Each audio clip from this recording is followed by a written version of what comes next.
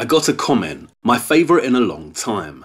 The more I watch your newer short videos, the more they all support your LHFE 2.3 video, where Victor Hugo talks about how the people of his time were destroying the old buildings. They had the technology to build imitations, which you are demonstrating now in your short videos.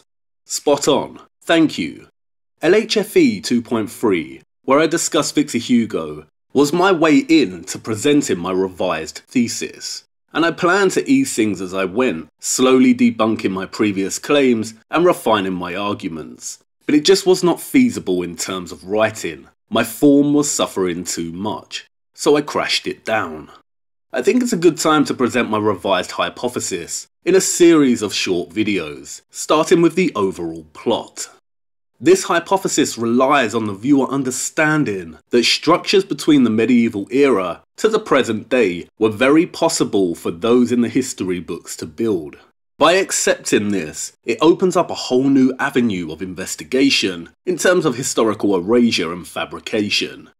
A quick caveat. I do acknowledge that there are impossible structures by what the narrative tells us. This is primarily the megalithic stuff, the pyramids, Baalbek, etc.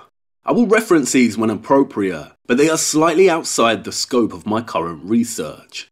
My focus is on the end of the Middle Ages, where I think a great population reset occurred and what I call the Great Transition, or Age of Transition, the period from 1400 to the 20th century.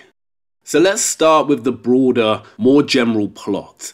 It most likely will not make immediate sense, but I will be following up with further short videos that explore aspects of it in more detail. So do not take it as truth. My objective is to try and turn the hypothesis into a theory, with a lot of supporting evidence in LLG and these short videos. If I need to make future adjustments and refinements to the thesis, then I will.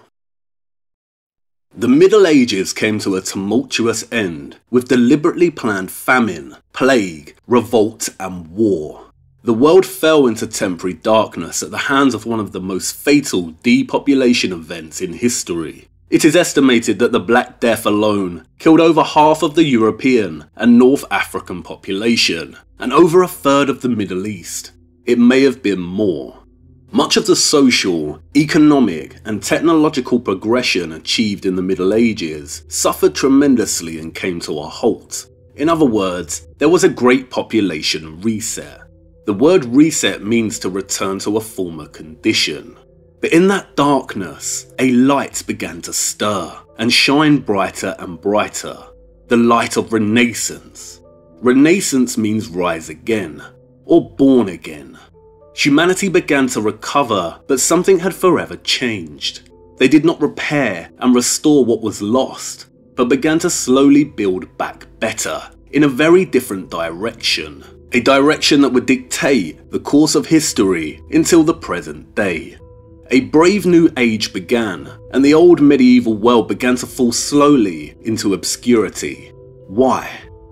Because during the traumatic upheaval at the end of the Middle Ages, an entity, a shadow syndicate, or synarchy if you will, rose again, seized power, and began implementing a plan that is still in action today. This entity has one goal: world domination. It is a malignant force, serving only itself and its agenda. It is the empire above all empires, Shadow Rome.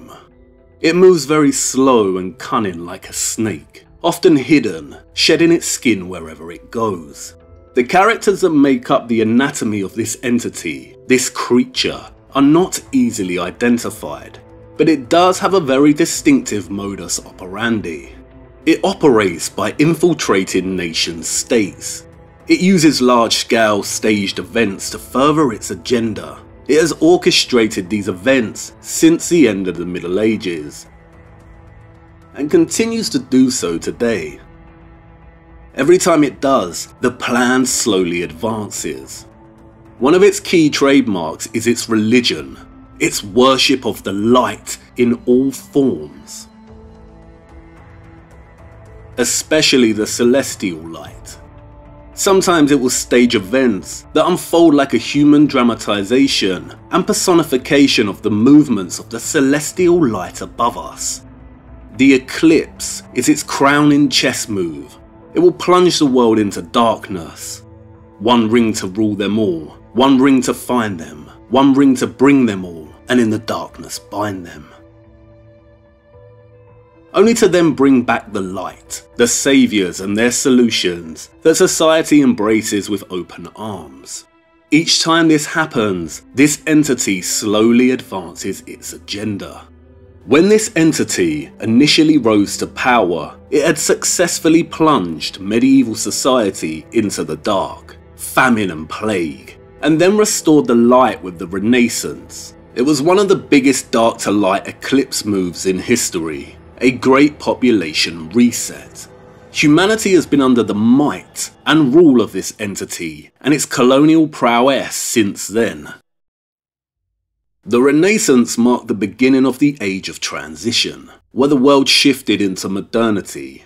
For the first 400 years of this entity's reign, its primary goal was the implementation of globalization and in turn globalism, by connecting the world through trade, technology, religion, science, and so on. It achieved this through infiltration, colonialism, slavery, industrialization, and war. Not everyone accepts change. Competitors for power arise. This entity had to protect itself and conquer with military and imperial force. It had to divide and conquer. It devised new methods of defense and attack. What is a star? Celestial light.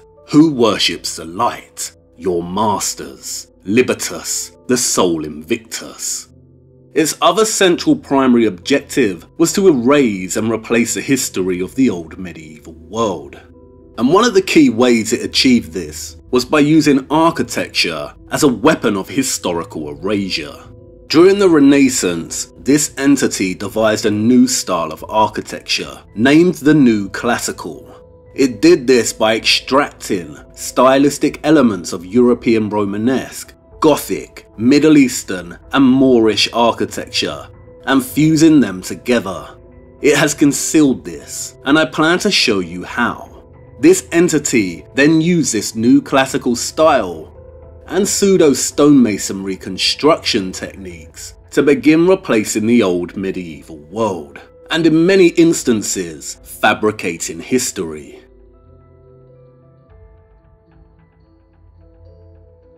And it did so at a rapid pace. It began in Florence, and then spread across Europe, and then the rest of the world. If architecture ever held an alternative or esoteric function, it was lost and suppressed here during the Renaissance.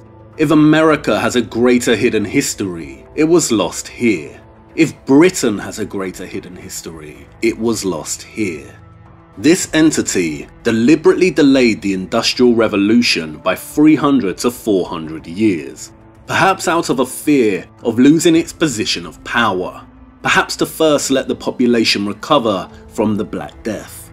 The technology of the Industrial Revolution and its powerful potential did exist prior to the 1700s, but in a different form.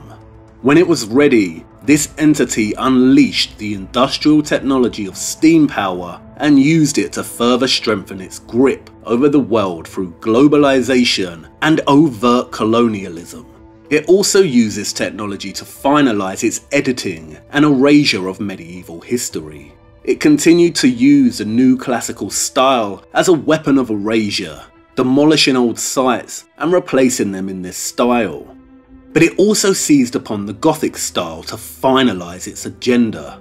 This was primarily undertaken through two operations: the Victorian Restoration and the Gothic Revival.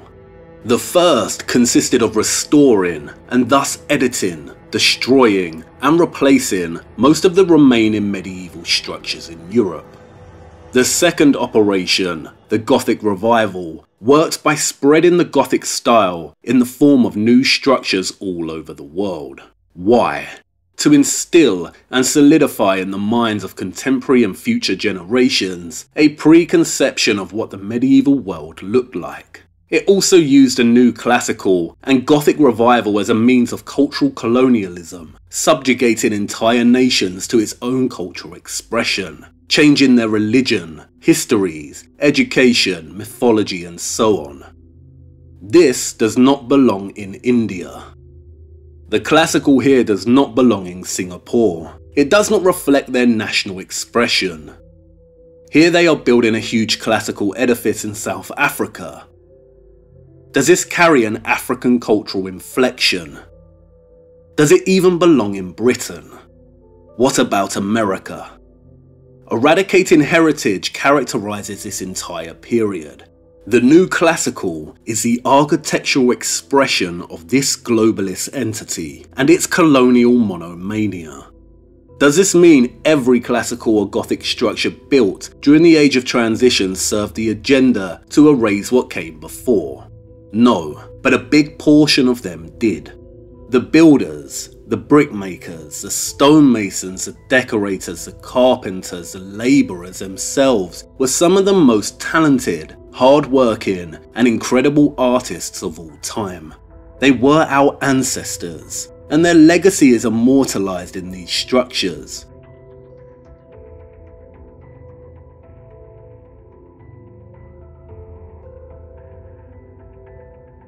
Men, women, and children. Without a very sly and sinister form of child slavery, there would have been no industrial revolution. Empires are built on the backs of slaves.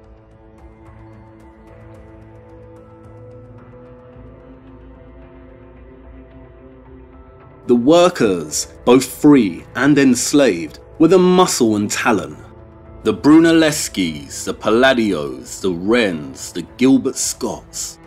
These were the visionary directors, the governing hands that ensured structures were executed to certain specifications, ensuring that when they replaced or restored whatever was left of the old medieval world, that nothing remained that could betray their master's liberal rewriting of its history. This goal was achieved at the end of the 19th century, with developments in artificial and mass-produced templated stone. I think this is why we do not build like this today. We can do it, and sometimes an incredible cathedral or mosque will go up. But traditional architecture served its function, replacing what came before, or as Victor Hugo said, as he lamented the way the new classical had replaced his old medieval Paris. We wish to erase it all fully from our history. In April of 2019, Notre Dame Cathedral caught fire and burned for hours. It marked the 666th year since the Black Death ended, a fitting anniversary. It also marked the beginning of the next phase of this entity's plan. We are living through that right now. It looks like a fourth industrial revolution is coming. That's the plot. So there is continuity with this episode, but it's not compatible with the Tartaria impossible structures hypothesis. My current research is focused on locating moments of significant change and potential historical erasure in the Age of Transition, which I will present on and try to evidence in these two playlists.